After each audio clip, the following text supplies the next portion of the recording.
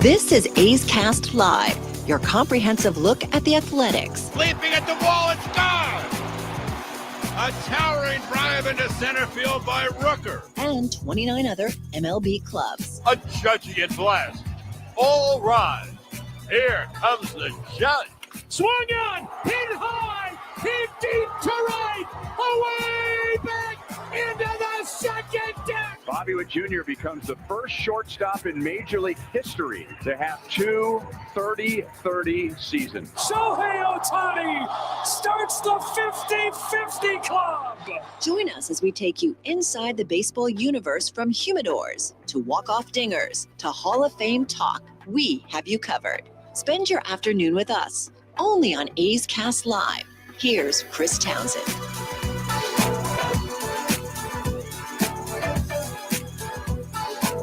Good afternoon, everybody, and welcome to another edition of A's Cast Live from the field. Can we turn me down a little bit? My headphones down just a little bit. Just a little bit.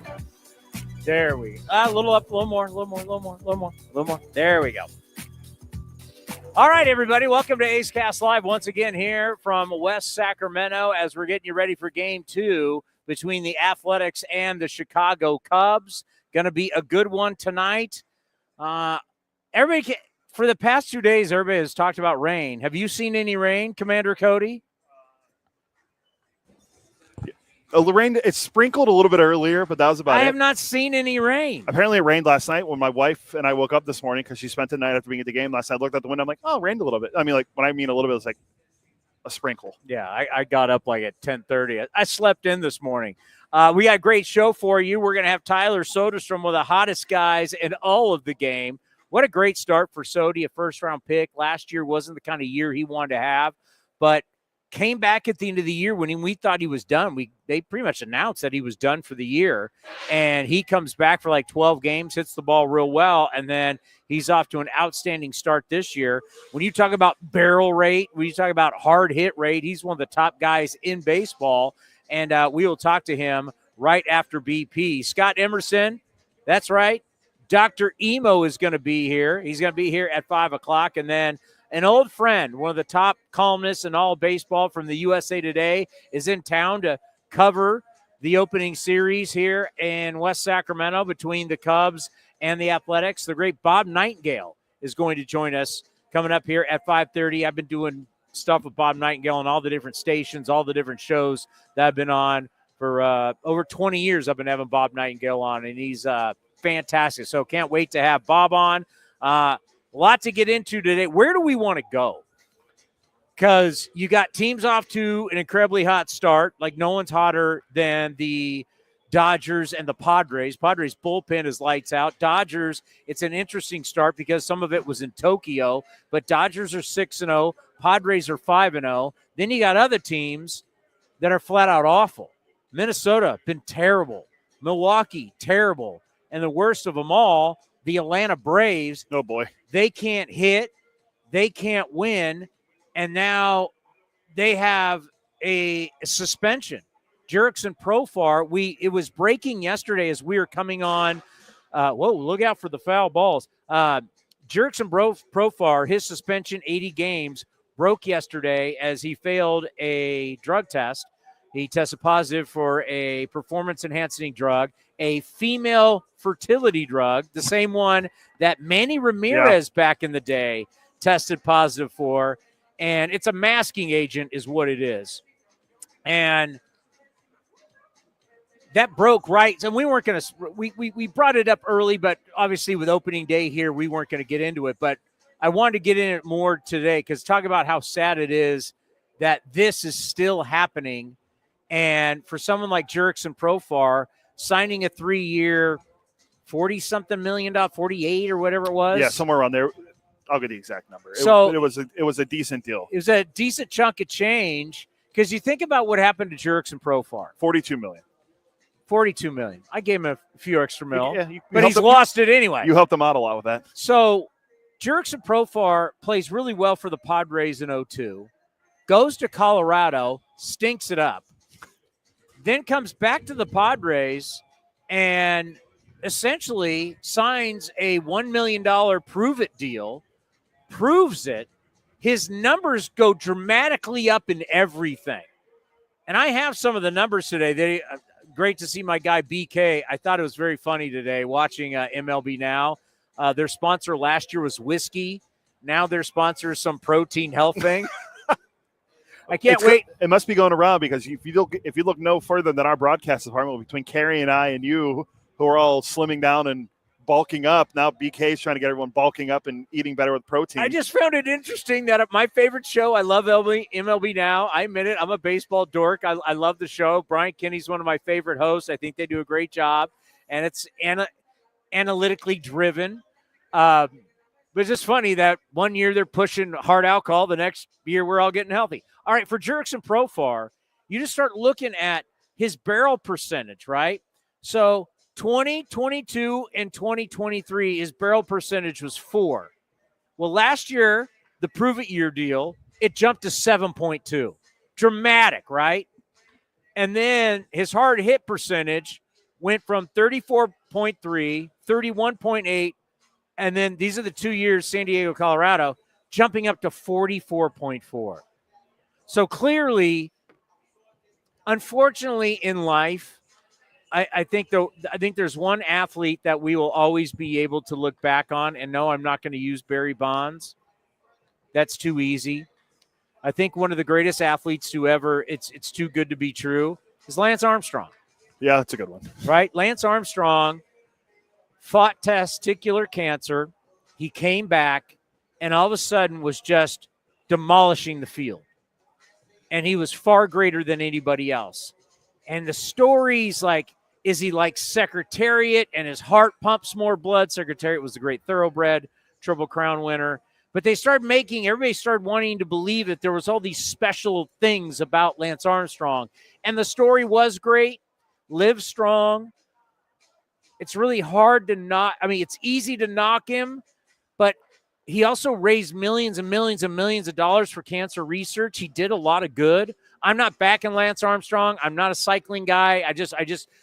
I remember living through it in my talk radio days, going through it, and he became people used to have Live Strong parties. Remember the bracelets? Yeah, Everybody I had one. Of course you did. Well, it was popular. I was in high school. Of course you did. You're also the guy that had Deion Sanders glasses when he took over and in the Colorado. cowboy hat. Yeah. Of course I did. I tried. You love trends. I tried to get the season tickets, and I couldn't. But Johnny got them, so I'll have to go with Johnny and hobnob up there sometime.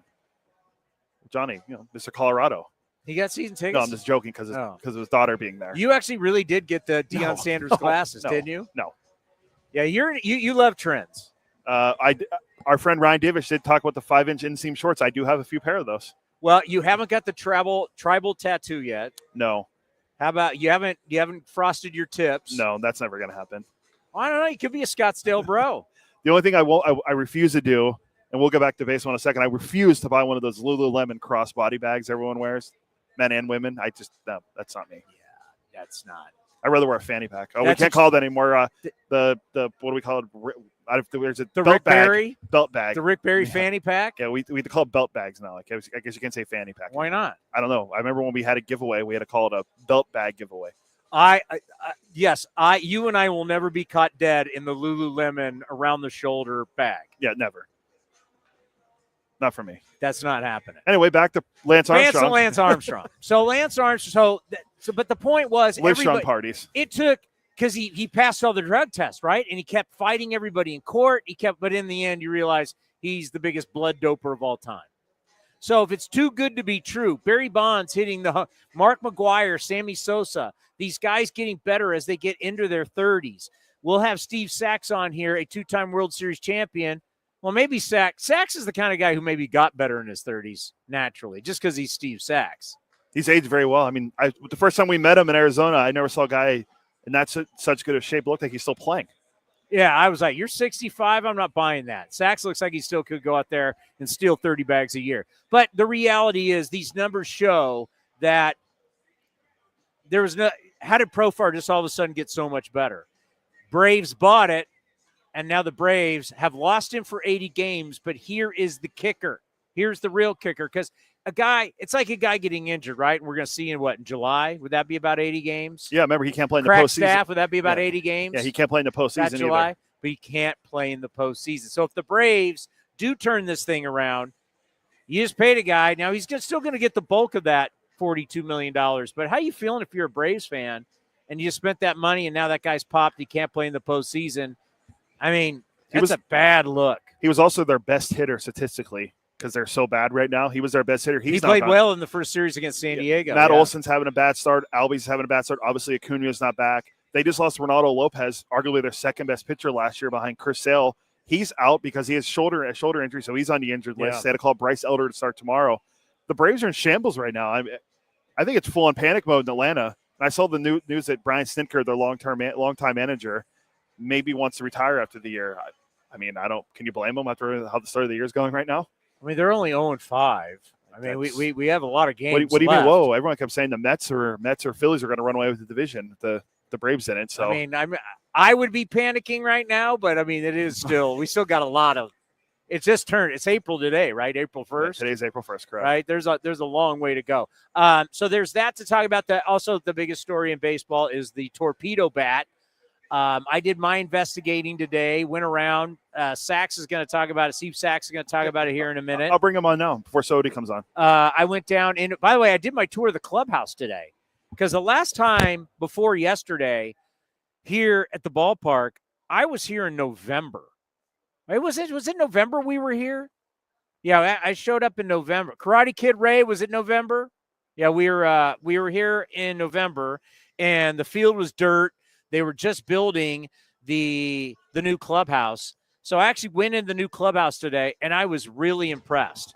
Didn't know what to expect, but everything's brand spanking new. It's some parts are tight, but a whole new kitchen, clubhouse. I went out to the batting cages. So the A's are going to share a brand new redone batting cage with the River Cats. And Crone, our assistant hitting coach, Croney was saying that it's the best hitting cage in all of baseball. And I went in, and it was beautiful. All the TVs and all the different – they've got all the different data and everything around. I mean, it's absolutely – so I went in, saw Kotze's office, saw the locker room. TJ McFarland and I were talking about it earlier today. TJ was like, yeah, I love it. He goes, it's tight, but everything's brand new. And what he said, the great thing about this clubhouse, no one's ever been in it before. So it's not like they polished up something. They built this, and only the A's play. The workout room's nice. I mean, it's one of the nicer ones I've seen in baseball. In some parts, it may be a little bit cramped, but it's all brand spanking new, and you can't beat that. By the way, Steve Sachs, 2-time World Series champion, 5-time All-Star, Rookie of the Year, West Sacramento, just not Sacramento, West Sacramento zone, joins us here on A's Cast Live. Good to be with you, Towny. Okay, so hey, I like your jacket too. Yeah, I pulled these off for us. What do you think? I know you did. He pulls a lot of stuff here, and thank God he's here. Yes, because it was cold last night. It was very cold last night. This is very nice. I had to make an executive decision and reach out going, we need these bomber jackets because it was cold last night. Yeah. This is no joke.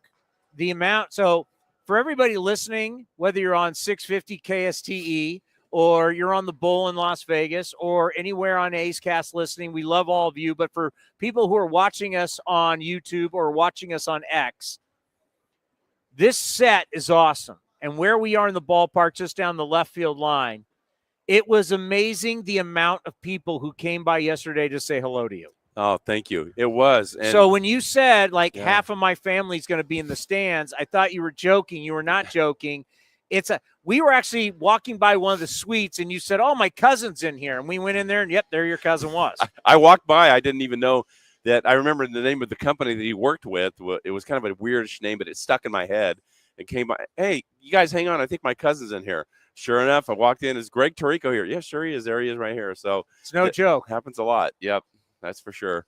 It had to be a lot of fun for you last night. Oh, it was amazing. This was like it was surreal because I always dreamed about this as a little boy. Growing up in West Sacramento to play with the Giants or the A's. Those were my teams. And then here we are now with Major League Baseball in West Sacramento, not just in the Sacramento area, but this is in West Sacramento, and it's a special thing.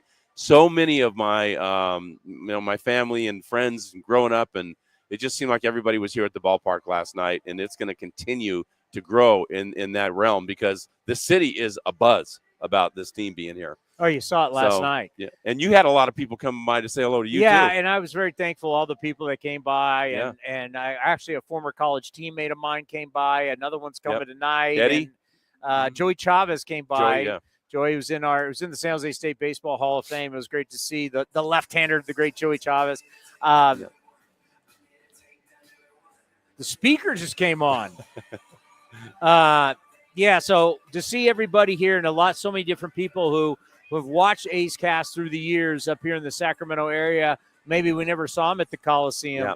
To see them come over was definitely really, really special. Yeah, it was. And, the fact that when they talk about, the games are going to be sold out, and they are, but that doesn't mean that there's not tickets available for people to come by and get tickets throughout in the community, because they have to hold so many back for the community to go out and get them. And they do, and they're going to be packed every night. So. But last night was a stinker. Yeah. And 18-3, and it just was a bad look, 10 walks. It was just overall just a really bad game. Obviously, in your illustrious career, by the way, I didn't think about that until you just said how you grew up you like the Bay Area teams because you grew up here, so it's American League, National League, so Giants A. And then you become a Dodger who both the Giants and A's hate. Yeah, and listen, don't hold that against me. You became a Dodger. Yeah, and I told my dad and my brother when the Dodger scout was coming over to sign me, I said, nothing less than $1 million would I sign with the Dodgers, because I hated them growing up, right? The guy comes over and he says, well, Mr. Sachs, your son was a 9th-round draft choice. We're slated to give him $15,000 and not another penny. And I said, okay. Wait, you went from $1 million to 15 grand? Just like that. Yeah, it was very quick. By the way, what year was that? That was 1978. Yeah, no one had signed for $1 million yet. No. Nolan Ryan was the first $1 million a year guy. Yeah, how about that? That was early 80s. No. You wanted Nolan Ryan money out of high school? No, Nolan Ryan was in the 60s. He was way before me. No, the Astros. When the Astros made him the first $1 million. Oh, I see. Player, So as a draft pick, you wanted to make. Yep. Nolan Ryan was the first guy in Major League Baseball to get $1 million a year. I might have been a little overactive in my saying I wanted $1 million, but that's what I was saying. That's how bad I despise the Dodgers growing up. But you know what? Ninth round, you got 15. That's it. 15. That was it. Yeah. And I was happy to get it. You were happy. Yeah. I was happy. And you trained in Vero Beach. I did. We called it Zero Beach because there was nothing there. but yeah. And then 2 days after I signed, my brother wasn't drafted, and we couldn't figure out why, because he was setting records up and down the state in junior college. Wasn't drafted out of high school, wasn't drafted out of junior college. So the scout comes over to sign me, right? And my mom, the beautiful Italian woman that my mother was, tore into this scout, Towny.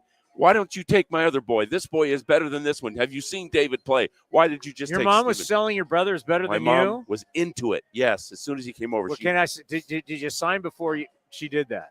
I was already signed. Thanks. All right. So then my mom felt that she could do it. Yeah. So, I go to Canada. I'm in Canada the next day. And 2 days after I was there, there's a knock at the door. I'd open. It's my brother with his suitcases packed. And I said, what are you doing here? He said, well, Mom got into that scout so bad after you left. She forced the scout to take my brother to a tryout camp the next day in Santa Rosa. My brother impressed the heck out of him, and he signed my brother on the spot, and my brother played for 15 years. Really? So did he get to the big leagues? Yeah, he played in the big leagues with me. Yeah, with the Dodgers, and then he played a couple years with the Red Sox. I did not know that. Hit over 300 1 year with the Red Sox, yeah. And so my mom was a pretty good scout, is the way I look at it. So the brother, and you had 3 sisters. Correct. You met them all last night. I got to meet the whole Sachs family. Yeah.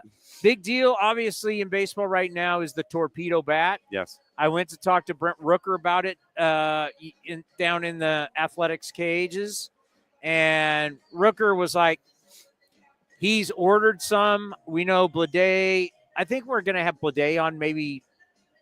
We're going to have Blade on soon. I know Blade's been hitting with them. So essentially the torpedo bat, we've taken essentially the barrel of the bat and moved it closer to the hands, more kind of on top, because a lot of people are just listening. So picture a bat, picture where the label is, where it says Louisville Slugger, whatever the bat maker is. And usually the barrel of the bat is above that. Correct. We're now moving the weight right above, or in some cases into where the label is. So it's more to it's closer to the hands, more to the center of the bat. Right. Is that a good way to explain it? Yes, perfect. Okay, yeah. so and the reason why we would do this is because we now understand, and I don't know why we didn't do this before, because every other sport we've always looked at equipment and how the human beings use the equipment, that there's some guys that get jammed a lot. Well, if you get jammed a lot, if you move that mass more down in the bat, essentially the sweet spot down in the bat, you now wouldn't be getting, we would be called getting jammed. You'd be hitting it on the sweet spot. Yeah, yeah. And, it's okay for me. I know golf has, golf has tried everything with equipment. Yeah, they've had, it evolves and whatever. I've seen bats like this in the past. In the early 1900s, there were bats that were similar to this, but in some ways they started the width of the bat grew right after the handle. This isn't what we're talking about, but similar. Yes. And so to me, it's fine because, you try to evolve and get better, but does this take away some of the ability for pitchers to really run that fastball down and in on a right-handed hitter from the right side, hard slider coming in from a left-hander, and the ability of somebody that was such a beautiful thing to watch, like a Tony Gwynn, to fist off that ball that's inside and block that ball sometimes it's down the middle, and being able to hit that ball to right center field in a flare. Now maybe they don't do that. Maybe they just go to buggy whipping and try to pull that ball. I like the battle of trying to fight off the ball when it's in on you, like a Tony Gwynn was the best at. So are we going to lose that element of the game? I hope not. Now, I'm not a bat maker, nor do I claim to be, but I do wonder if you move so basically the sweet spot is the strongest part of the bat. Correct. Right? So we're moving the sweet spot down the bat towards the label, closer to the hands. So now the end of the bat, does it become weaker? And now do you start breaking more bats? Now living more outside. So let's say if a right-handed hitter, I want to live. So if I now know that, because they talked about with Anthony Volpe, how the Yankee guys figured out, well, man, he gets jammed a lot. So why don't we just move? I mean, it's pretty smart. I think it's smart. Yeah. I like that guys are doing it. Yeah. I think it's, it's the evolution. And with pitching dominating right now so much, this may be something that is a little bit of an equalizer. Especially early in the season when it's cold. I mean, pitchers like to live inside there because it's hard on the hands when guys are trying to hit in cold weather. So, but if you're taking away the integrity of the bat is changing and the strength of the bat is changing, what happens if you hit it more towards the end of the bat? Yeah. I don't know, but I'm just know. wondering, because you're changing the integrity of the bat. You're changing where the strength of the wood is. Yes. And that could be problematic. And, some of these bats as well, when they hollow out the end of the bat to try to make it lighter, are they going to continue to do that? You think it's really going to be weakened then. So we'll see. We'll see if they hit bats square on the nose and they still break, because, if they're weaker on the end, there may be some areas where it can break. So we'll see. So the A's are going to start getting some of these bats. I believe J.J. Bleday's already had these bats. I mean, we're already seeing what guys have done. Ellie De La Cruz was 4 for 4 yesterday, had 2 home runs. A lot of people are starting to highlight. I talked to Scott Emerson about the bat a little bit before. We're going to have Scott Emerson on. I don't even know if I don't think I asked him about the bat. Did I ask him about the bat? Cody, did I ask Emerson about the bat? Torpedo bat in the interview? Yeah. No, we just talked about pitching. I actually went out to the outfield today and talked to Scott Emerson about it. He's a little bit worried about when you talk about the inside of the plate and basically being able to get more line drives back up the box at pitchers, and where, is this going to be really tough for pitchers? Yeah, well, that's a good point. And I think that you're going to see balls flying like rockets right back at pitchers. Yeah, I think also you could see like guys that are 220 now become 250 hitter. And that's a marketable difference between. I am all for that, by the way. Yeah, I'm so it's tired. Huge difference. I am so tired of seeing these lack of contact. Mark DeRosa said it today earlier, and I have a lot of respect for D-Rose. Said earlier today on MLB Network. Yep. Everybody thinks they're the guy. More players need to understand who they are. More guys need to realize they're table setters, not table clearers. Yeah, well, that's true. That's right? true. Where would you would have said yourself, you were a table setter. Yeah, I never tried to hit a home run. Yeah. You know what? I tried to hit, I think, 2 home runs in my life, and I was lucky. I hit them because I saw a pitch on the one I hit. I saw a previous pitch. I said, if that ball ever comes in here again, I'm going to hit that for a home run, and it did. And there was only 2 times, and I hit a whopping 54 home runs in my career. So I was a guy who hit 6. I hit 10 one year, but I didn't hit a lot of home runs. I never tried to. It wasn't my job. I had to stay in my own lane. I wanted to get on base, get 200 hits, and steal 40 to 50 bases a year and hit 300. That was my goal. If I did that, I was helping my team. So, by the way, do you remember a stretch in your career on a team? Like yesterday was bad, 18-3, obviously. Yeah. Do you remember a stretch or a game where you played where Dodgers, Yankees, White Sox, A's, where you guys just got hammered? Yeah. Or a stretch where things weren't going good, where, man, you got to turn the page. It's not easy to do. It's easier said than done. Yeah, you do. And especially I feel for the pitcher, Towny, because Estes is going to have to live with this for a few days. And, he may tell people, you know what, forget about this. And and put up that bravado, which you got to have. That's necessary in the big leagues. But it's going to stick with him. He wants to come out there and he wants to get rid of that. He wants to abolish that thing on his record. But so it's tough. There's no doubt about it. Yeah. I know it's easier said than done. Hey, just turn the page. Yeah. Just forget about it. Yeah, just forget about it. Right. You had a bad show. Let's pause for station identification right here on A's Cast. This is Mason Miller. You're listening to A's Cast and Sacramento's new home for athletics baseball. Talk 650 KSTE. All right, next time we see you will be A's Cast on NBC Sports California. Okay, I'm looking forward to it. In your new snazzy jacket. Love it. Huh? Love it. You like my jeans? I aged out. We're gonna be comfortable tonight. Yeah, I got the tennies on Last too, bro. night was a little chilly, but tonight we're gonna be comfortable. We're gonna look slick. And we got the tennis shoes on tonight, so we're gonna be nice and comfy. No more suits. That was it. No, that's it. So one opening day, you wear the suit, and then after that, that's it. Right. We're comfy from now on. Ace Cast is this is a cash. Awesome. California cash. Awesome. Thanks, brother. All right. Okay. Coming up next, at some point, we're going to have Tyler Soderstrom, and you'll hear from the pitching coach, Scott Emerson, all coming your way right here on A's Cast Live.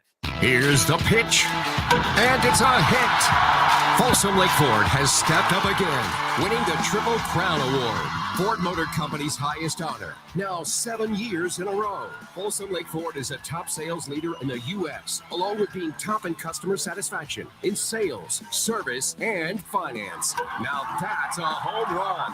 Don't miss the huge savings on your favorite models at your truck headquarters. Folsom Lake Ford in the Folsom Auto Mall.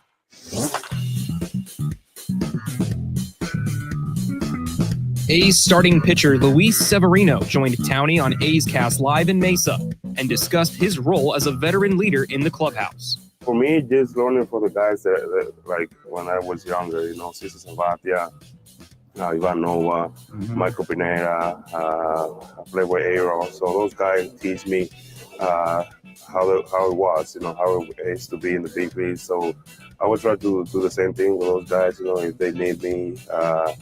When my first year, I was trying to impress everybody, so right now we're just trying to get ready for the season. So if I need to talk to those guys and let them know, you don't have to be 100% every time. You don't have to go 100% every time, When we need you to go 100% out there and pitch, that's the day you want to compete. So don't go out there and go crazy and try to get hurt and taking ground balls or trying to catch a fly ball that you don't need to. So just to, let them know what I learned while I was younger.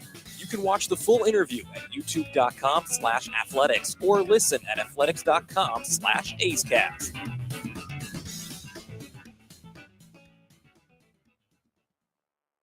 Kick off the week with some weekday baseball starting Monday, April 7th through Wednesday, April 9th when the San Diego Padres head to the ballpark. Catch their only trip up to Sacramento this season. Check out available seats, suites, and pricing at athletics.com/tickets.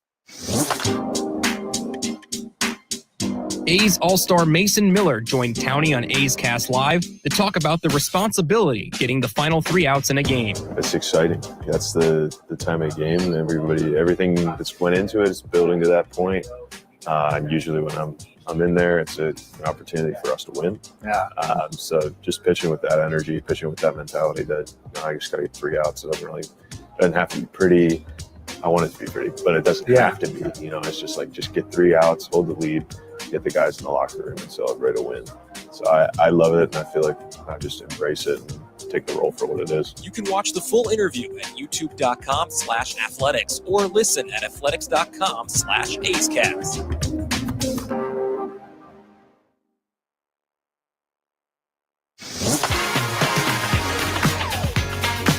A's Cast Live continues from NBC Sports.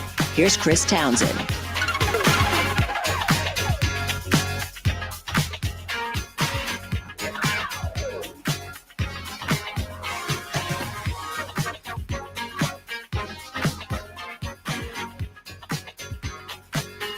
Hey, are we going to teach this Yankees kid how to press buttons? It's the second. He did a great job yesterday. But Well, they don't have buttons in Petaluma? I guess not. P-Town? What is officially the real P-Town? Is it? I've always called. I thought it was Pleasanton. I have Pleasanton. He's got. Can you get on? Can Michael get on? Mike, you do realize that we all think Pleasanton is the real P-Town. See, I disagree. If you're a North Bay guy, introduce yourself. I'm Michael Barebolt. By the way, I work for A's Cast production assistant. I'm pressing all the buttons or not pressing the buttons On sometimes. time or not? Yes, yeah. Struggling a little bit today, but it's still early. Second home game of the year. It is. Turn your volume down. This is Smidge. There you go. Being from the North Bay, Petaluma. You're so hot. Turn it down a little more. Is that good? All righty. So, yeah, being from the North Bay, by the way, we are part of the Bay Area. Petaluma, P-Town.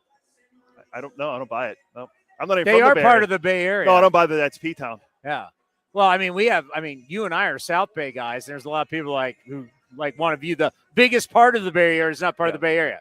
No, the biggest city in Northern California and the biggest county. What would we consider? East Bay people have been crapping on us for years. So would they consider us part of the San Central Francisco, Coast? I don't even listen to San Francisco because the majority of people in San Francisco don't even live in. They're not from San Francisco. Yeah. They're renters who try and act like they're now all from San Francisco. Like you're a renter. Very few people you meet from San Francisco are born and raised and actually live in San. I mean, very few. So do you remember what I taught you? Keith, am I wrong? Keith knows enough. Keith extraordinary with NBC. Yeah, I don't know where it'd be without Keith. If Keith, this is Keith's last game, right? Oh boy, we're in trouble. Keith is also a South City guy, right? Am I wrong? South City, Keith? South City? I mean, I love it. You're not San Francisco. You are San Francisco. I don't get it. Quickly, Lagunitas and eggs. Yes, and chicken, and home to chicken. How's Petaluma known for chicken? All the farms out there? It is kind of rural. I don't know. I always go right through it to go to Santa Rosa. And home to what sports championships back in the day? I taught you this last year. Was that like arm wrestling? Oh, arm wrestling. Yes, wrist wrestling, yeah. Yes. Do not, because Steve Sachs, Sacramento's all about boxing. Can you imagine we mix the boxing with the arm wrestling? What we got here on A's Cast Live? Be extraordinary to say the least. Michael, thank you very much. All right. And your Bombers and both of our guy, Aaron Judge, off to a good start. He's on pace for, they wanted to say, but it was 216. Aaron Judge is on a Babe Ruth pace right now. He's on a Ruthian pace? Yes. Now, Aaron Judge, for me, it's not because he's from California. It's not because he's from the Valley, V for the Valley. No. God. I hate Fresno State. He's from Linden. I will tell you, he's a Fresno State Bulldog. That's our rival, obviously. I don't even consider that accredited college. Okay? I wouldn't even respect if you showed me your Fresno State degree. But he is the number one pick on my fantasy team. So I have to respect. By the way, I'm in last place. It's okay. I'm right behind you. But no one's going to crap on me because I drafted all A's players. I'm right. No one's going to say anything to me. And where is Tyler Soderstrom? I don't know. By the way, you want to hear something else about your team? Luis Arias doesn't have a hit yet. How's that possible? Well, it's okay. He did the same thing last year and won the batting title, so I don't think you need to panic. Where's Tyler Soderstrom? I haven't heard anything. The team just went into the clubhouse, so hopefully shortly. Because we got Scott Emerson. Well, we can We can start airing emo. If we go emo, I don't know if we're going to be able to get to him. I mean, I'll stall all you want because we got plenty to talk about. Well, emo was like 12 and a half minutes. So, I mean, we can try to run emo. Then we have to cut it short by like 6 minutes and play it again after. I don't want to do Yeah. that. What do we have? We can go over our diamond notes. All right, let's do diamond notes until Sodi gets here. What do we got? What's the first diamond note today? Today is a new day for the Athletics because we're talking about flipping the page from yesterday. And Okay, yeah. You know what, guys? It's one game. I know it's opening day. We've done a million opening days. I've done opening days in baseball. I've done it in football. It's like it's the first game of the year. It's not really even opening day. We played in Seattle, right? It's like it's one game. It's one game. Now I know there was a lot of significance into yesterday's game, and there was a lot going on. Today we'll be back to some normalcy. We're going to be back to a little bit, and you know what? It's probably going to take a series or two, a little more being here to get a little more normalcy. Certain people are going to leave, and it'll get back because let's face it, there is a story here. The A's have left one city for another. There are people here to cover it. There are people who are definitely here because they want things to be bad when they cover it. And there's people that want bad things to happen, clearly. I mean, people are trying to blow me up right now. I'm like, folks, doesn't affect me. I don't care. I did see some of that stuff on X. I did. You can rip whatever you want from this show anytime you want and put it out there. I'm just grateful that you're listening. No, I don't hate Oakland. A good part of my life was in Oakland, right? My kids grew up going to games there. No one worked. I mean, how many people is there people who work more games than me there? Probably, but there's not many. When you think of all the games that I did with the Athletics and all the games I did with the Raiders, I don't think there's many people that worked as many games as I did. And then think over at Oracle when I had to do multiple stints where I had to do Warriors. I spent a good part of, I mean, if you think of how many A's games, then followed by Raider games, how many days a year I was there. But at some point, you have to understand, there's got to be a turn the page, right? I mean, and that's what the first pitch, what I was trying to explain is like, things are the way they are. And at some point, we all have to start moving forward. And some of you don't. And I understand that. And no, I have never told any fans to not be angry with the situation. I get it. I've never. You can't find where I've ever said, fans, you shouldn't be. I've never said that. But I have said, going to turn the page. And a lot of that for me yesterday was more about media, right? Of what they want, what they're like ambulance chasers right now. And they're going to slither on back to the Bay Area. But I understand where there are fans that are upset, and you're going to be. But at some point, we can't live in that world. And nor should you. It's not healthy. It's not healthy to live in that kind of world. The decision was made a long time ago. As we said yesterday, you'll now see it for the first time, and we go forward. And I'm not going to keep talking about it. It's just a reality. We are going to go forward as an organization. There's going to be a lot of news about Las Vegas coming up very, very soon. We're going to be in Vegas, and that is the future, and that's where this show is headed. We'll be in Sacramento for 3 years and then be off to Vegas, but we're going to start doing a lot of shows in Vegas. And if it upsets people, I get it. But we have to move forward as a business. We have to move forward for our careers. Yeah, absolutely. And if you don't understand that, I just don't get it. Because let me tell you something. I live the Raider thing. I'm the only guy that you're going to meet that worked for the A's and the Raiders at the time that they left. I was on the last Oakland Raiders flight. I did the last Raiders game. I was on the tarmac when everybody was saying goodbye to each other. And let me tell you something. When that season ended and it was done and everybody was not going to have their jobs anymore, no one from the city of Oakland ever reached out to say thank you. Because I fought for it. I had a talk show on 95.7 The Game. I had the Raider talk shows. So we're going to move on with our lives and our careers. And if you don't understand that and you still don't understand it, I don't know what else to say to you. Yeah, well said. Rip that and put it on Instagram and X. Well said. I'm more focused on today's a new day, as in the stoppers on the mound and Luis Severino, but I'm glad you addressed that because that was something I saw on social, and I don't want to bring it up to you before we came on the air because it's not something you bring up before we go on the air. But no, I was going to address it once, and that's it. Like we're moving forward, and if you don't want to move forward with us, I'm sorry. I wish you would, because I don't think anyone gives you coverage like we do. I mean, every team in baseball comes here and thinks, I mean, look at our set. Look what we're doing now. Look how amazing this is. No other team is doing this in baseball. So we're going to move on with what's happening on the field with the team. There you go. And I'm not going to address it anymore. Okay. A new deal, by the way, Justin Steele on the mound. We'll be talking about the matchup later. Be the first lefty that the A's faced this year. Now, he's very good. Now, he's gotten off to a rough start, but he's very good. I like it, kind of like the Mark Burley-esque kind of. I'm throwing strikes and I'm working fast. Yeah, and what's crazy about Steele, too, is this is already his third start in 8 games, which is pretty wild because you think he pitched in Japan, then he pitched against the Diamondbacks, now he's making his third start. And we went back and looked because this is the Cubs' 8th game? This will be their 8th game, right? Yeah. His third start in 8 games, yeah. That's what happens when you start Tokyo or South Korea or Australia, or you ever do one of those early matchups. Yeah, and he's pitched well against the American League. I know we don't look at interleague anymore because everyone plays everyone, but in his career against the AL, God, you archaic dinosaur. No. He's 9-4 against the AL with a 2.14 ERA and 22 appearances. That's 20 starts, so he's been good. Last year he was 3-0 with an ERA under 1 against the American League. One of those games was against the A's. 3 home runs in 9 innings so far this year. He only gave up 12 home runs in 134 2/3. Yeah, he's already allowed 3 homers this year in 9 innings. And you know who mashed last year against lefties? Brent Rooker. So this is a game you look at for Brent Rooker to be like to really, really get him going. All right, so I like to turn the page, right? You got Severino on the mound. You know, in the second start of the year, it's kind of tough to go, hey, Sevy, we need you to go some innings, but the bullpen's kind of.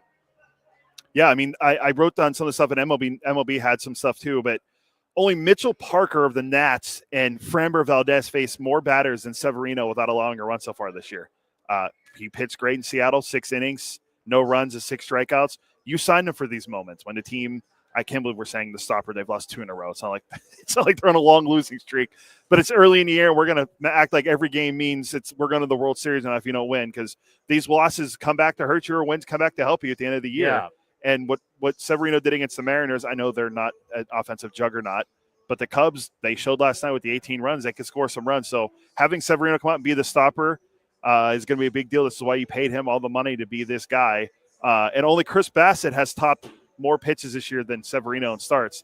Severino 99, Bassett 106 in his debut with the Blue Jays. So let's see if we can get the 6. Severino was, I want to play, I mean, if we're not getting Emerson, are we getting Sody? Or they said that he's in a meeting. They're going to bring him. They're going to go grab him. So he's in a meeting right now? Yeah. All right, so let's do Scott Emerson. Okay. All right, Scott Emerson, is a huge part of this show, the pitching coach. The fact that he's embraced it and loves to come on, we always appreciate it. We had him earlier right here on the set. Here is the pitching coach of your Athletics. Here on A's Cast Live, making his season debut 2025, the great pitching coach for the Athletics, Scott Emerson. Dr. Emo, how are you? I'm doing great. How are you doing? I am doing real well, and I got to think the way your pitchers have started for the most part, I know last night was a little rough, but the way your guys threw the ball in Seattle, especially the starters, just fantastic. Yeah, it was a lot of fun to watch. Our guys were executing pitches. The walks were a little bit too high, but we made pitches when we had to, and it was fun to watch. Last night was a little hiccup in the road. We got out of the gate real slow, and we struggled to make our pitches. And, good major league teams make you pay for it. Unfortunately, we paid for it pretty big. When you go back to opening night, we're going to see him again tonight, Luis Severino. You go out and you get the guy there was a certain guy you wanted. You offered him the big contract. It was the biggest in franchise history. As I like to say, you went out to get the dude, and he showed you why he is the dude on opening night. Talk about what you saw from Luis Severino, what you expect here tonight in West Sacramento. Yeah, just, in spring training, you never know what to expect when you get a new a free agent on the horizon for you, per se. And he he turned up the decimals the last spring training game, and then in Seattle he really turned it up. And he wanted to go back out there for that 6th inning. The pitch count was getting a little bit high for early in the season. He wanted it. He got out of the jam, and he showed you what really good pitchers do, and they make good pitches when they have to. Oh, we saw that velo click up to 98, 99. Yeah, the last 2 fastballs. And that's what big leaguers do. Big leaguers want the ball in key situations. And, we paid Luis Severino a lot of money, and he wanted to be out there in that key situation, and he got out of us and gave us a chance to win that first game. Even bigger for me was Springs, because for him, obviously for Severino, you've come over, you want to make that great first impression. But for Springs, he's proving to himself, he's proving to everybody else that he can be healthy and be that guy that we can think be one of the better left-handers in all of baseball. So just how big was that start for him, and how good did he look? I think it was huge. If you looked at spring training, he thought he struggled. I thought he pitched pretty good in spring training. But when you don't know somebody, again, you're kind of building that foundation and that relationship. But I thought he went out there. I thought Shea and him did a great job of pitch mix. He's known for having that plus major league changeup, but I don't think he overexposed that changeup. He knew how to use it. He moved his fastball around. He threw good changeups in the time of need, and he sprinkled in some sliders and sweepers. So he kept them off balance and showed what a good left-handed pitcher does. And he was a pitcher without velocity. And you know me, I want it all. Yeah. But if you don't have it, you got to be able to pitch, and he did that. What is hitting? Hitting is timing, and pitching is disruption of timing. There you go. We talk about it all the time. And, it's interesting that you mentioned that these guys come over, you have spring training, but you really need to learn them. I could ask you about Beto and Sears and Estes. You know these guys from years past, but it takes time to learn these new guys. Yeah, it most definitely does. How they – All right, we will remember Scott Emerson talking about learning the new pitchers. We will get back to Emo right at that point, but we have to pull it because Tyler is here. Tyler Soderstrom joins us here on the set of A's Cast Live. How are you? I'm great, man. How are you? Good. What do you think of the new? Last time we'd always have you on the field. What do you think of our new set? Yeah, it's a big league setup, man. Big league setup. Did Law tell you about it? Yeah, it's like a NFL Sunday night. So, off to a good start. Yeah, I've been swinging it well. Just taking it day by day. Just keep it going. So I was explaining to everybody, like last year, we thought that was going to be the year, and you got hurt. And if you remember back, like we were talking about, like you were going to be done for the season. Yeah. That's kind of what they were telling us. But I kept seeing you working out. And I'm like, wait, how's he going to be done for the season? And I talked to you on the field. I'm feeling good. And you came back for 12 games or whatever it was, and hit and did real well. How big was it for you to come back last year when you did? Yeah, it was kind of just a weird injury, kind of nagging right in the hand and kind of bothering me. And I was able to get back from it and come back and have some success and kind of have a jump start in the offseason. And now we're here. So it was big, and glad to get back on the field after an injury always. Did you learn something while being kind of away from it? Not a whole lot. Just learned that, being healthy is really important. Got to stay healthy to stay in there every day and get your timing right and just kind of be in the flow of the game all the time. So start of the season, obviously up in Seattle, we talk about how hard it is to hit. You were seeing the ball well. What were you feeling up there at T-Mobile? Yeah, I was just getting some good pitches to hit in the zone. I'm pretty simple, foot down early and just kind of see the ball, hit the ball really. And I was able to, connect on some pitches, and it worked out well. Yeah, to be able to drive the ball out to center, then drive the ball to right, then left center. Talk about the approach and being able to kind of really a foul pole to foul pole approach when it comes to power. Yeah, I've always had that approach, a lot of power to the opposite field. I've always had that. So, like I said, I'm pretty simple in the box, just try and see the ball and hit it where it's pitched. And I was able to hit them out to all fields and off to a good start. So ready to keep it going. What has changed for you, like from a comfort standpoint? Yeah, I feel like with anything, the more you do it, the more comfortable you get. And I think that's, kind of where I'm at now, just kind of, honing in on my craft and just getting more comfortable every day. And, been around this group for a while now, so it's been good. Yeah, what was the big thing that you did this offseason to prepare for this year? Yeah, not a whole lot. Just kind of built off what I've been doing and just getting bigger, stronger, continue to mature, and just kind of, hone in on everything else that makes you a good ball player.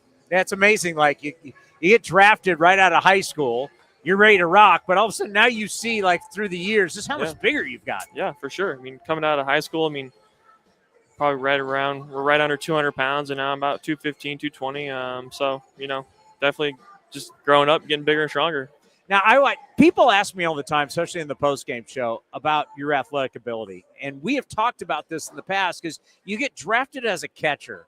And I remember the same thing kind of happened with Bryce Harper, right? Oh, he's a catcher. It's like, wait a minute. No, he's far more athletic than that. You played some shortstop in high school. Yeah. You are athletic enough to play in the outfield. You've made the move over to first base. You're still going to catch some. But you do have the ability, other than to be a guy that we just look at, well, he can only play first and catcher.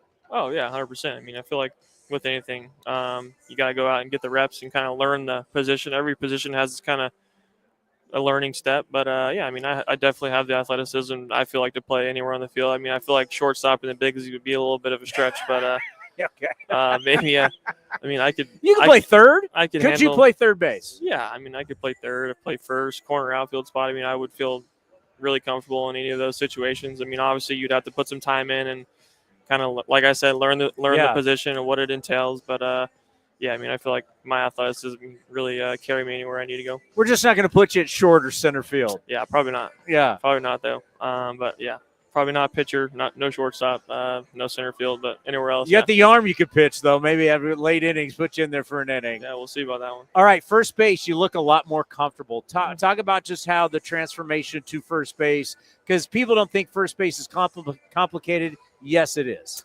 Yeah, I'm still learning the small things that it entails, but, it's been good. I mean, I've been getting a lot of reps over there. Got to spend pretty much all spring training over there, so it's been good. Like you said, mentioned my athleticism. I mean, I feel like as an athlete, I mean, just kind of you get it and kind of learn the position, and, it's been good. How important is it to have that communication with and have that comfort with the second baseman? Yeah, I mean, it's always good to have that comfort with the guys in the infield to, kind of learn each other and what you guys kind of do. But, yeah, it's been good.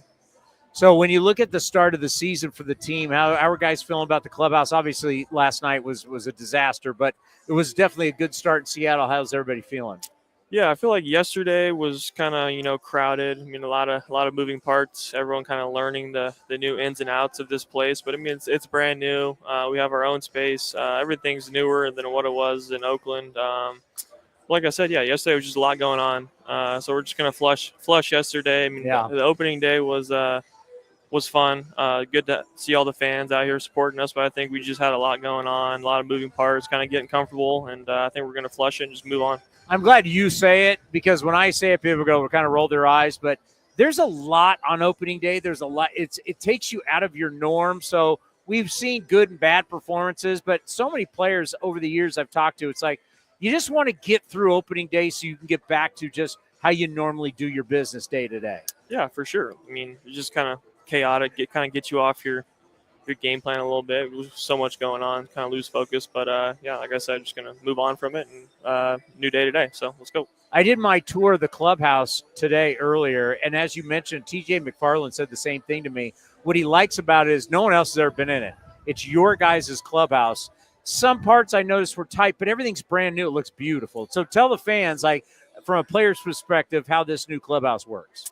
Yeah, they posted some pictures of it on social media, but they didn't get the whole in person. But, yeah, I mean, everything's brand new. Our locker room is our own space. Everything else is like all the coaches are upstairs. All the players are downstairs. So kind of have our own space, own little home. Everything's brand new. Awesome weight room. The food and kitchen room is amazing.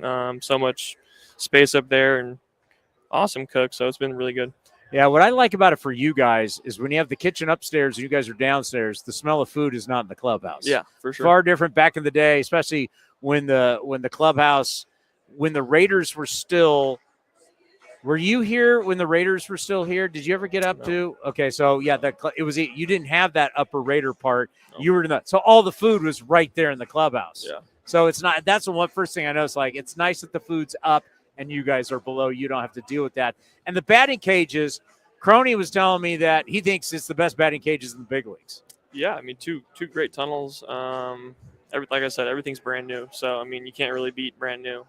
It's always good to have new things around, and it's going to work out really well. How do you think this is going to play offensively, this ballpark? I mean, you saw it last night. I mean, I think the ball's going to fly. Big league baseballs in a minor league park. I think think it's going to be pretty hitter friendly for sure. That's good for you. Yeah, it's great. So, yeah, I think it's going to be really good. I mean, obviously the wind was kind of blowing out last 2 nights, so that helped as well. But I think it's going to be good. As a kid who grew up in the Valley, closer to home, what does it mean playing here in West Sacramento? Yeah, it means a lot. I mean, just to be able to play in front of friends and family is pretty cool for me to be in this situation. You know, Oakland was close too, so we're kind of the same there. But yeah, I mean, it's been good to be so close to home and be drafted by a team that is so local. So it's been really good. All right, off to a great start with the 3 home runs, double, and the extra base hit. So things are looking good for you. We always appreciate the time. Hey, stay healthy. Yes, sir. Keep doing it, and we'll love to have you back on our cool new set pretty soon. All right, thank you guys. Tyler Soderstrom right here on A's Cast Live. Cody, do we want to break here? We'll break. All right, coming up next, Bob Nightengale from the USA Today as we get you ready for the A's and the Cubs right here on A's Cast Live. Get your group together and check out all our great hospitality spaces for bonding opportunities, events, or a fun outing of your friends and family. There are 20, 50, and 100-person indoor suites available for select games, as well as an 80-person open-air area with a shaded cover. Secure your group today at athletics.com/hospitality.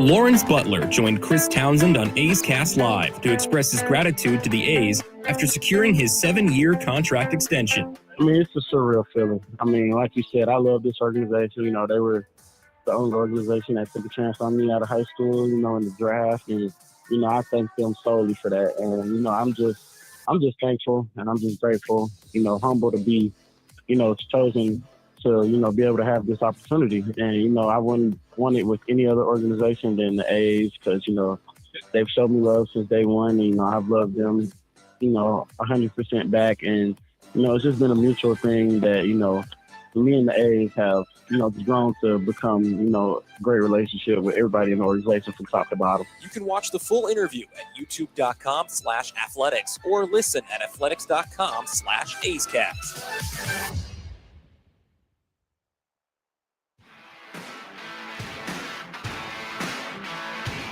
For just $25, fans can sit in the general admission outfield grass for all regular season home games.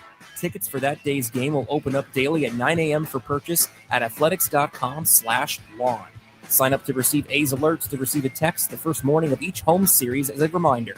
For more information, visit athletics.com/lawn.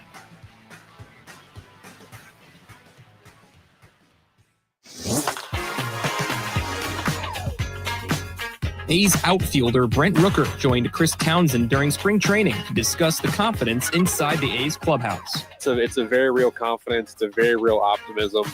It's unique in that it's a confidence that also comes with the knowledge that we haven't proven anything yet, and we know that people on the outside still don't believe in us, but we believe in ourselves and we believe in each other. And we are at a very cool crossroads of being hungry to compete, wanting to compete, and knowing that we can compete while also being confident what the future looks like. So it's a cool feeling inside the clubhouse right now. Guys are working really hard. Guys are communicating well. We're talking. We're trying to help each other get better, and that's a cool place to be. You can watch the full interview at youtube.com/athletics or listen at athletics.com/A'sCast.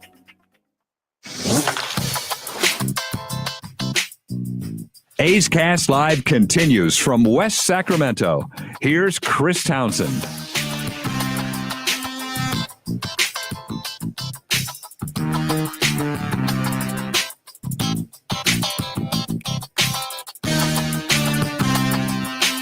A's Cast Live, Game 2 of the Cubbies and the Athletics coming up here on NBC Sports California, also on A's Cast and the A's Radio Network, 650 KSTE, our station in Sacramento. So good to have them. They were out here yesterday before the game. Yeah, I saw them. They were outside, and I believe the morning show was here doing the show from our radio booth at like 6 a.m., if I'm not mistaken. So they were out here early, taking in all the festivities for opening day and whatnot. And for an exciting day for West Sacramento and Sacramento overall for having Major League Baseball here yesterday and for this upcoming season and the next 2 years after that.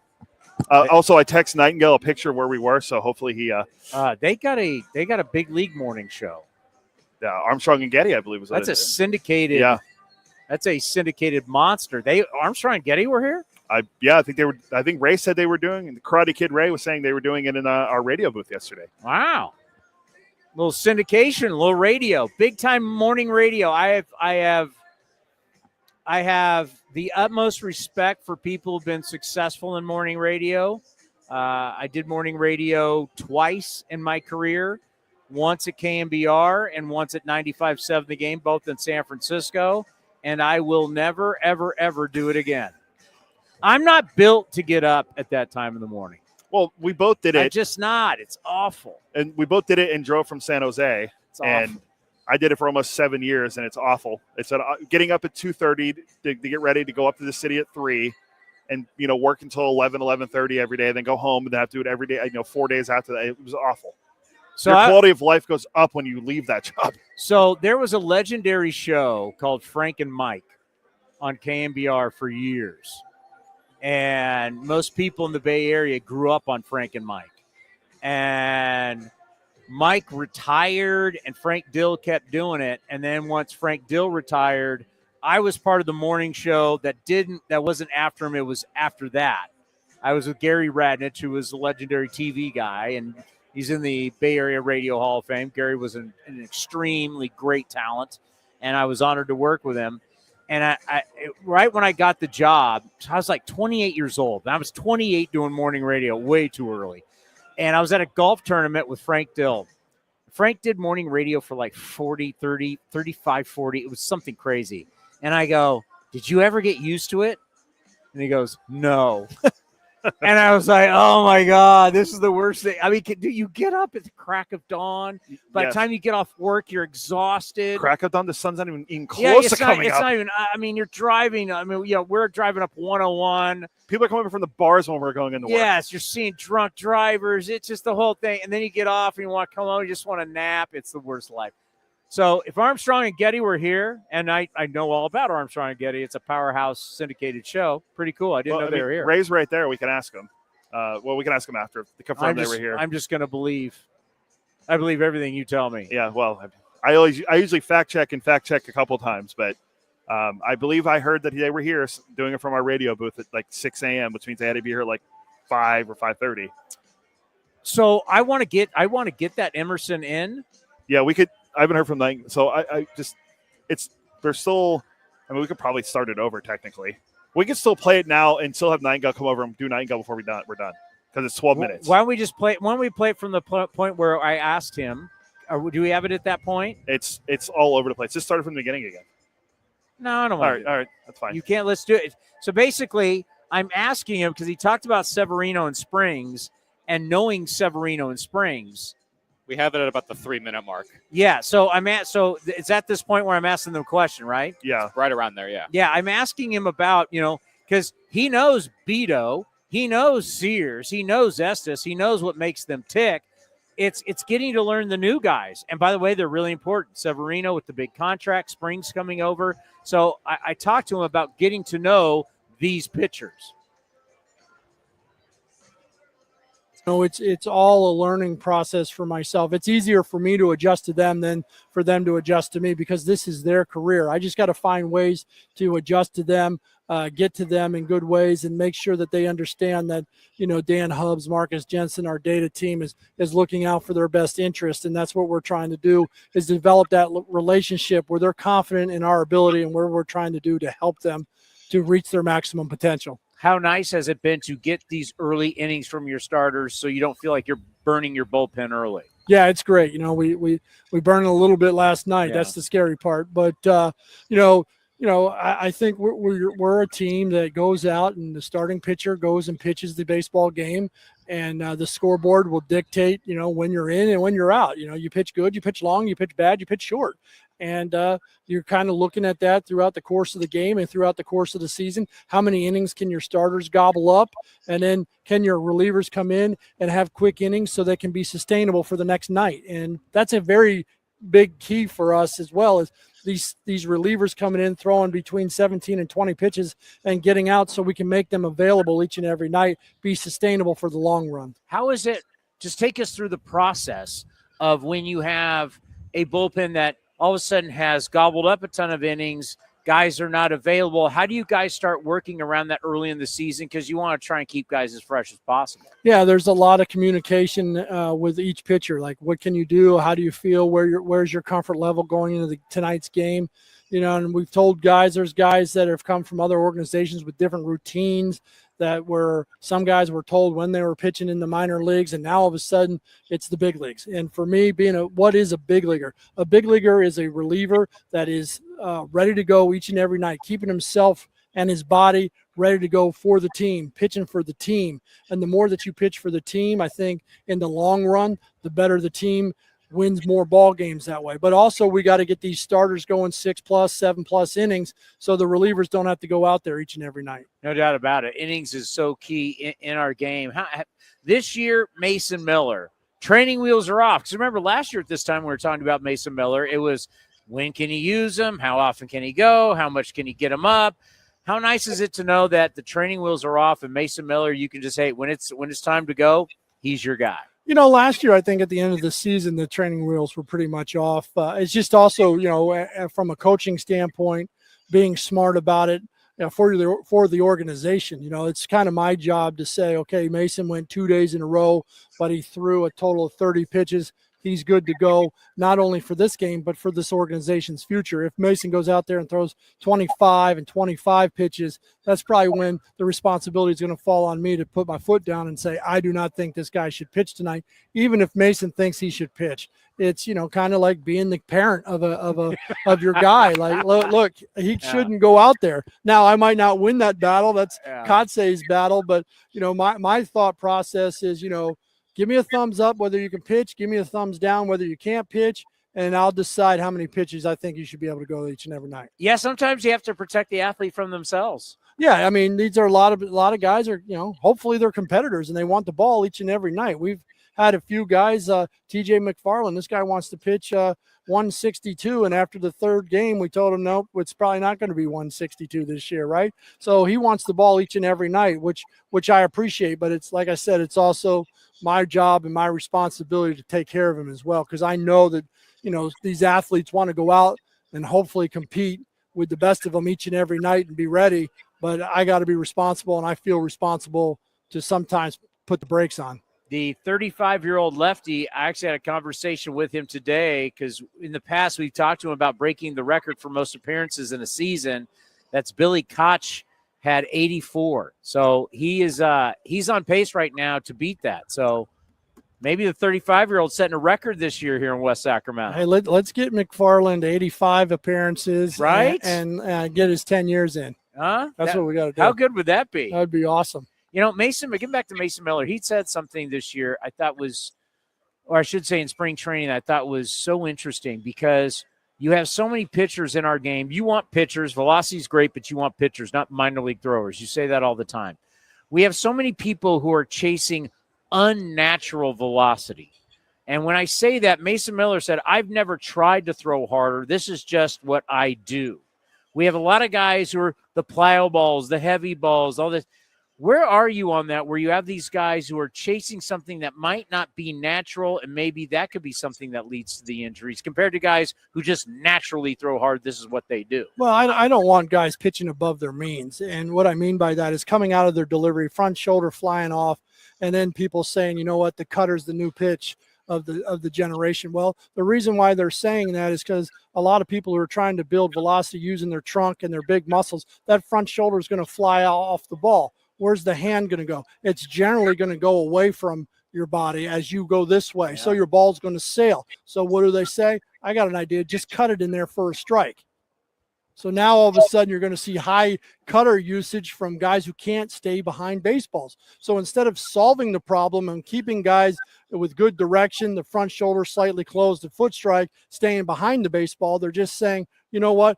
Just go ahead and cut it instead. It's like taking a guy whose ball tails and constantly tails because they're bailing out of their delivery and saying, hey, let's just move them on the other side of the rubber. You never solved the problem with the delivery. You just manipulated the problem and move them. And that's what happens now is we're not solving the problem. We're just saying, you know what? You throw a fastball really hard with your big muscles yanking off and pitching above your means. So why don't you just now, for you to throw more strikes, just cut it in there? That doesn't solve the problem either.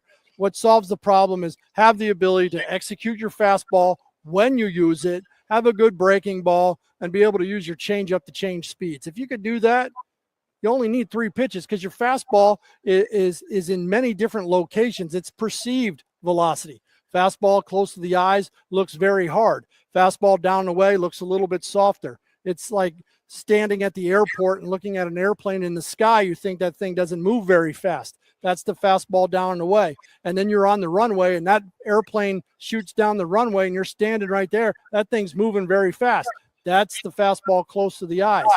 So we're forgetting about the ability to use the fastball. It's about executing the fastball, not throwing it down the middle. Can you execute the fastball? And the good guys in the league do it all.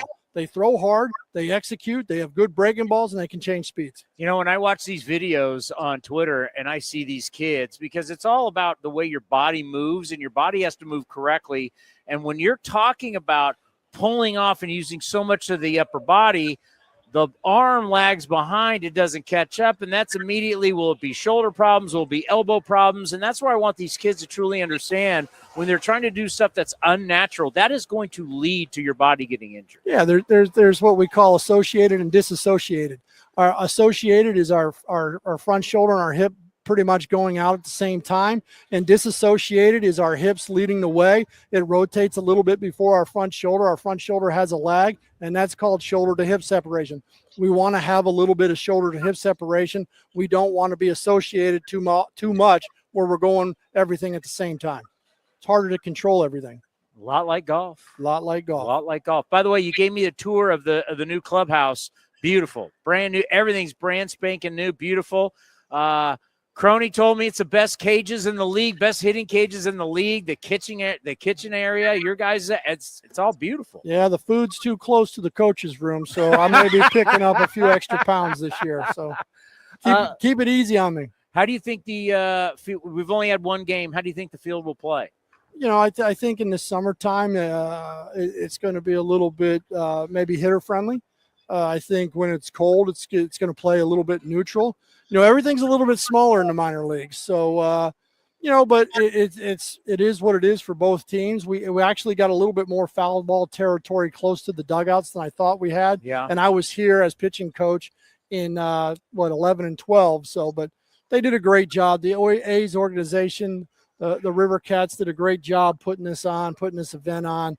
Now you got your new setup here. And how good is this set? This is beautiful. This is A's Cast Live. Doesn't get any better. That's right. Thank you so much. We appreciate the time. We know you got meetings, but one of many interviews this year because you are one of the stars of this program. Thanks for having me. Dr. Emo right here on A's Cast Live. Well, you talk about some of our favorite guests. I mean, obviously, Scott Emerson, the pitching coach for the Athletics, what he has done for us over the years. But somebody who's been with me dating back to, I even mentioned KMBR earlier today. We go back to the late 90s. Bob Nightengale from the USA Today on set. He has been the premier columnist in Major League Baseball for a long, long time. You've been on all my shows all these years, but I think you got to admit this is the best setup we've ever had. It is. The first class right here. I feel like a Super Bowl Sunday. Yeah, no, no. It's we're very proud of what we've been able to do. We told you in Dallas, hey, a lot of things are changing for us. You did. You predicted all this, and yeah, very cool setup here. Well, so far, it's been interesting. One game we got to see in November. There's a lot of things that we're going to see in the next 3 years here, but I toured the clubhouse for the first time. Did you get a chance to go in the clubhouse? Yeah. Yeah, all brand new. Talked to the players. They all loved it. Said, the biggest thing that the players said about the ballpark here in West Sacramento and the clubhouse was the fact that no one's ever been in it. It's truly theirs. Yeah, it was cool. They got upstairs with the gym up there, and I was talking to Luis Severino yesterday, and he says everything they promised me is here. he says the only downfall or the only down thing is that the clubhouse isn't located next to the dugout. Yeah. He goes, so if I get rocked in the game, I'm going to have to hear it from the fans. That's like the old Candlestick Park days, right? Yeah. Yeah, if people don't remember Candlestick, the visiting team had to walk all the way down the right field line, and then they had to cross. They had to go by the old 49ers locker room back in the day. That was one of the great things, like when Tommy Lasorda would get thrown out, and he'd hear it the whole way down. You know, this is what I've said, because, you know, my time working for the Raiders, you know, we did NFL games at that soccer stadium in Carson when the Chargers moved from San Diego to L.A. Now, the NFL, which is the predominant league in our country, and I'm like, if the NFL can make football work in a soccer stadium, going to a baseball it's still a baseball stadium. You're not converting some different stadium into baseball. It is a baseball stadium. They will be able to play baseball here, and everything's going to be fine. Oh, absolutely. You know, it's funny. It's so I was in the Cubs clubhouse, you know, yesterday before the game, again today before the game, not one complaint. And, you know, a couple guys say, you know what, this is so much better than Oakland. And he goes, hey, the showers work. There's no raw sewage coming up. The place is clean. Yeah, it's a small clubhouse, but so is the visiting clubhouse at Wrigley and Fenway Park. The guys really enjoyed the atmosphere. They said it was cool to see how excited people were. You're not playing in front of 30, 40,000 empty seats.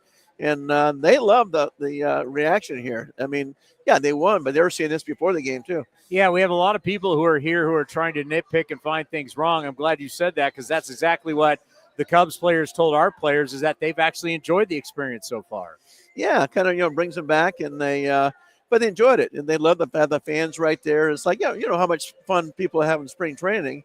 That's what it feels like. It's just the fans are there. They're excited. They're emotional. They said, you know, hey, even the Cubs said too bad what happened, you know, middle innings when the game got out of hand. But, you know, before that, you know, it was kind of an electric atmosphere. I give the Cubs a lot of credit because they haven't been home. You think about Arizona to Tokyo, back to Arizona, and then here, they haven't been home in a long time. Right. And they're even downplaying that, saying, yeah, a lot of teams start off with a 7-game road trip, but because of the Tokyo thing. I was telling Matt Shaw, so Matt Shaw is a rookie, never played one day, and here he does make his major league debut in Tokyo, his major league debut, of course, in Arizona, and now here in Sacramento. I said, Matt, because this place is only going to be around for 3 years, you're going to be the only guy in history to play his first game in Tokyo, Arizona, and here in Sacramento. I mean, that's wild. For the A's, yeah, last night was a stinker, but a really good series up in Seattle. A few pitches could have gone either way, whether you're talking about the Athletics or the Mariners.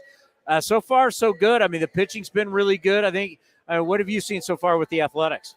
Yeah, pitching was dominant up in Seattle. It really was. And I think it impressed everybody. Everybody knows when you're talking about baseball scouts, rival executives, is that this team's coming. Everybody will say this team's going to be in the playoffs before they go to Las Vegas for sure. They don't know if it's going to be this year, next year, year after, but it's coming. They can see it. You know, I was talking to Cubs people. Remember in 2015, John Lester signed a free agent contract. Remember he pitched for Oakland and with the Cubs. And he was kind of the guy that kind of got things going. I think Luis Severino could be that guy. Like, okay, here comes a big guy from New York. Hey, he says, you know what? I believe in this group. I'm coming all the way out to Sacramento. And, you know, just his leadership in the clubhouse, he was buying suits for the young guys. Kind of old school approach. Right? But I think it's a big step, and they're excited about Severino, of course, pitches tonight. All righty, equipment. Most sports are always changing equipment. My God, golf with what they do with all the different clubs and balls and everything. When we're hearing about torpedo bats, now that is the craze. We're all talking about it. I know you've been investigating it. How do you feel about the new torpedo bat? I think it's just so overblown and exaggerated. I mean, people say, oh, look at the Yankees. I mean, Aaron Judge has never hit home runs before. He's not even using a torpedo bat. So people went nuts because he hit 15 home runs against the Brewers. Well, the Brewers went back home yesterday. They gave 11 runs to Kansas City Royals. So maybe it's the pitching. It's not the torpedo bats. you know? So, you know, yeah, I think only one guy in the Cubs lineup last night, you know, used a torpedo bat. They scored 18 runs. So I think it's overhyped. It's been around. Even Craig Counsell was joking. It's like someone asked him, are you surprised how long it took for someone to have a torpedo bat? He said, no, I'm surprised how long it took reporters to figure out that's been going around for a couple of years. Yeah, that is, because people have talked about they've used them in spring training. It's just we just never noticed. Right? I mean, we never like, you're not really looking at bats and looking at where's the sweet spot. And they move the sweet spot more towards the label for guys who get jammed. Like that wouldn't be something that you'd be looking at. No. And hey, if it works, it's fine. I mean, baseball wants more offense, so I'm sure if the torpedo bats are responsible, they hope everybody uses them. But it's not. I mean, Giancarlo Stanton used in the playoffs last year during the winter. He's got tennis elbow on both elbows. He hasn't played since, and he used that bat. So some guys have experimented with it and don't like it. Something we don't like to talk about, and we had Jurickson Profar here. It was really a shocker yesterday. It popped up right before we came on the air, and since it was opening day, we really didn't get to mention it. We talked a little bit more about it today. Seeing the numbers greatly go up last year in San Diego, everything went up. Barrel rate, hard hit percentage rate, everything went up. He got the nice contract, 3 years, $42 million, but tests positive for PEDs, a fertility drug, the same one that Manny Ramirez years ago tested positive for. Just for someone who's covered this game for so long, and we got through the steroid era, and we know that the testing is stringent in baseball, are you shocked that we still see a prominent player test positive? I'm surprised he got caught. I tell you what, Chris, there's still a lot of guys using steroids right now, PEDs. You can get away with it. If you leave the ballpark, you take your thing, you come back the next day, you're below that 4-to-1 ratio. Guys are doing stuff right now. Male testosterone, yeah. Yeah, and but it's too bad if you're Atlanta, you leave this guy, but you're thinking, why does this guy have a career year? The trouble is a guy like Profar getting caught. Every time an older player now starts to have a good year, this guy is cheating. And, too bad for Atlanta. They can't get out of the contract. I know they've talked about, hey, if a guy tests positive, a team should be allowed to, say the contract's over. But the union says, well, one of the guys having a bad career, and they spike his stuff on purpose. So I'm not sure they're able to do that. But just a really bad luck, and it really hurts Atlanta. Well, I mean, not only the 80 games, he can't play in the postseason if they're able to make the postseason. And for Atlanta, wow, what a completely horrible start. Yeah, I mean, they didn't spend much money in the offseason. They didn't think they had to. The only money they spent was really on Profar, and it backfires. So first-class organization, to have that, it's just a bad look. I mean, bad luck for Profar. And I'm sure the whole Atlanta organization is embarrassed. Like, hey, maybe we should have known something was funny. This guy had a career year at that age. The next series that's going to be here in West Sacramento is going to be the Padres. And if you look, it's interesting to see the Dodgers because it was Tokyo, back to spring training. Yeah, but Dodgers are undefeated. Padres are undefeated. You want to talk about a hot start. No one's hotter than the Padres bullpen, the Padres, or just the Dodgers overall. No, the Padres bullpen, very good. Talking to different scouts about that. I mean, that's on fire, just like the Dodgers bullpen. So, yeah, it's good for them. I think the fans were nervous because they let some good people go, like Profar, and said, okay, how are we going to do this year? They decided to keep that pitching staff. And this is the last big run. I mean, Michael King's a free agent after this year, so is Dylan Cease. They need to win now. And talking to Mike Schilt, their manager, he spent all winter thinking we had the Dodgers. We had them on the ropes. Yeah. We let them up to get 2 games to 1. They had a bullpen game. No Freddie Freeman, no Miguel Rojas. Lost that game and never recovered. Well, you're looking at the start. You're the D-backs and the Giants. You're looking up going, boy, we better keep pace. You don't want to be in the National League West. I swear to God, the last year, scouts were saying when they play the Yankees in the World Series, Dodgers-Yankees, the Yankees might have finished 4th in the National League West. Is that strong of a division? It really is. So that's like, because, still I live in the Bay Area, so we still see a lot, and I'm still friends with Bob Melvin, so we know that the Giants, it's like, this division, man, other than the Rockies, it's no day at the beach with any of them.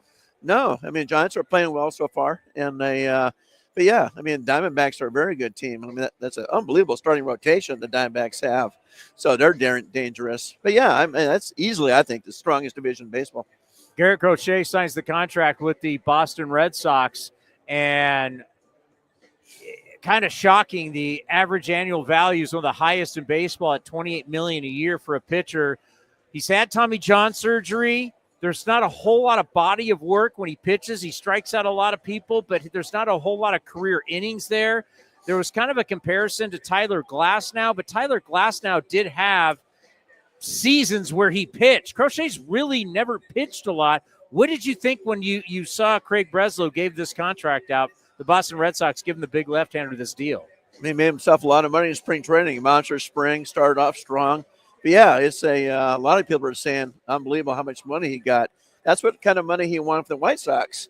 They say, wait a minute now, we don't really trust you yet. Yeah. And that's a big gamble. We'll see what happens. I mean, it was 5 years ago, I think, at this time when they gave that contract to Chris Sale. It didn't work out for him with all the injuries. So we'll see about Crochet. But yeah, he's been wanting this deal. And that's where the White Sox said, hey, we're trading you. There's no way we're giving you this kind of money. Is it like you're buying – it's a stock you believe in? It's a stock that truly hasn't performed, but you believe the stock is going to soar. Would it be something like that? Because you don't have a ton to go on. No. Yeah, I mean, you better be right on this thing. I mean, he said he had a good year last year, very good year. You know, they cut down his innings the second half. So we'll see. But I think it's a huge gamble. I think it's almost like, okay, we want to show all our fans, say we're trying, here we go. Because they've had a nightmare of a first week here, particularly with the Rafael Devers. He's had, but doesn't have a hit yet. And I want to say he struck out like 90% of his at-bats. Yeah, what do you – I mean, he only had like 15 at-bats in spring training. So, like, what do you do there? That's kind of the whole Bregman thing, whether you agree or not on how they handled it, to have a guy that they paid $315 million or whatever for him, and he now can't hit. That's a little scary. It is. I don't know if it's a head thing because he's not, he's a DH now and not playing third base. What happens with the Bregman if he opts out after the year? Then what do you do with Devers? Does he get to go back to third base? He's terrible DH. at third. Yeah, but they had promised him you get to stay at third. They should have had that conversation beforehand. All right, before we get out of here, anything next couple weeks you're really looking forward to that we should be seeing that you're going to put out in the USA Today? No, I think it'll be fascinating what happens here in this ballpark as far as run production. And with the ball, flew last night. Is it going to continue to fly? What's it going to be like this summer? So I think everybody in baseball is curious to see how will this ballpark play. Yeah, I agree. We don't know yet. We think it's going to be more neutral, but we don't know, especially once it gets hot. Could it just be flying? And maybe the A's offense, they have the ability to hit a lot of home runs, so we will see. I just can't thank you enough. All these years, you think that you've been coming on with me. I can't thank you enough for your time, and you're always so gracious. Obviously, your career is second to none when it comes to writing in our business. So thank you for everything you've always done for me. And I promised you we were going to have a bigger set, better set for you. You lived up your promise, just like the A's. Here we go. The great Bob Nightengale from the USA Today. Let's pause for station identification right here on A's Cast.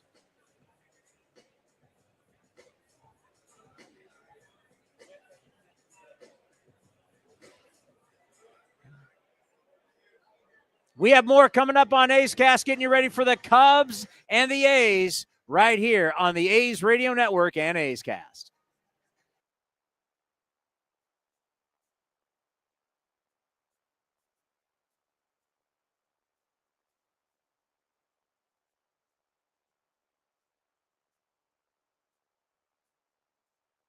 Joining us here on A's Cast.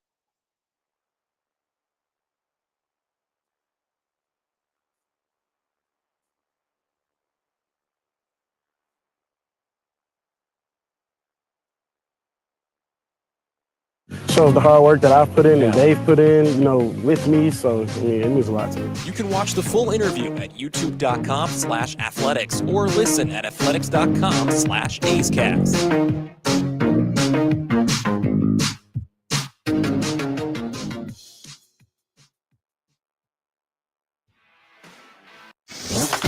This has been a presentation of The Athletic.